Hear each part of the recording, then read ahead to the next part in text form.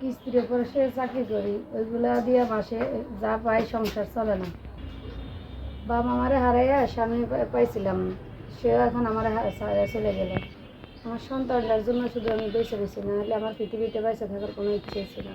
এখন যদি একজন বিবাহিত মানুষ পাই, সমস্যা নেই। আসসালামাইকুম। তো দর্শক, যাক দেখতেই পাচ্ছেন আমাদের সামনে এক আপু বসে আছে, আমরা তার গল্পটা শুনবো, জানবো আপু কেন আমাদের ইউটিউবের মাঝে আসলেন, তিনি কি বলতে চান। আপু আসসালামু আলাইকুম। ওয়ালাইকুম সালাম। কেমন আছেন? আছি আলহামদুলিল্লাহ। আপুর নাম কি আপনার? আয়শা। আয়েশা, খুব সুন্দর নাম। আয়েশা আপু, ইউটিউবে কেন আসলেন? দুঃখ কষ্ট পড়ে আসছি ভাই। দুঃখ কষ্টে পড়ে আছেন, কি দুঃখে আছেন বলেন একটু শুনি।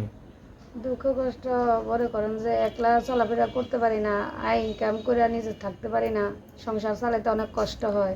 এই জন্য আসছি ভাই, যদি একজন ভালো মানুষ পাই। বিয়ে শাদী করছেন? জি করছি। করছেন। কতদিন হচ্ছে সংসার করছেন? এই 2 বছর। 2 বছর। স্বামী কোথায়? স্বামী এখন ছেড়ে দিছে। ছাইরা দিছেন কেন? ওই ছেড়ে দিছে, ও নেশা পানি করে, মনে করেন যে যৌতুক লেগে চাপ দেয়, সব কিছুই করে নেশা পানি। বাচ্চা কাচ্চা আছে? একটা ছেলে আছে। একটা ছেলে। ছেলে তো একটা ভবিষ্যৎ আছে নাকি? জি, এজন্য। আপনার ভবিষ্যৎ নষ্ট তো হয়েই গেল, এখন ছেলের ভবিষ্যৎ আর নষ্ট করা যাবে না, যাবে? না না, তো এই জন্য কি বিয়ে সাথে করবেন? একজন ভালো মনের মানুষ যদি পাই, আছে না অনেকে বউ মারা গেছে, আছে না এরকম একটা মানুষ যদি পাই, তখন চলেন কিভাবে? চলি একটা কিস্তির অফিসে চাকরি করি, টাকা কালেকশন করি মাস আচ্ছা শেষে। আচ্ছা, মানে টাকা কালেকশন করে চলেন জি, আর জি। কি, সেখান থেকে যা পাওয়া ওটা টুকটাক চলেন না? জি জি। তবে তো মনে হয় না চলতে পারেন ঠিক মতো, হয়? অনেক কষ্ট হয় ভাই, এই জন্য তো আসছি। যদি কোনো ভাই হৃদয়বান ব্যক্তি এসে পাশে দাঁড়ায়, সহযোগিতার হাত বাড়ায় দিয়ে বাচ্চাদের আমার দায়িত্ব নিয়ে।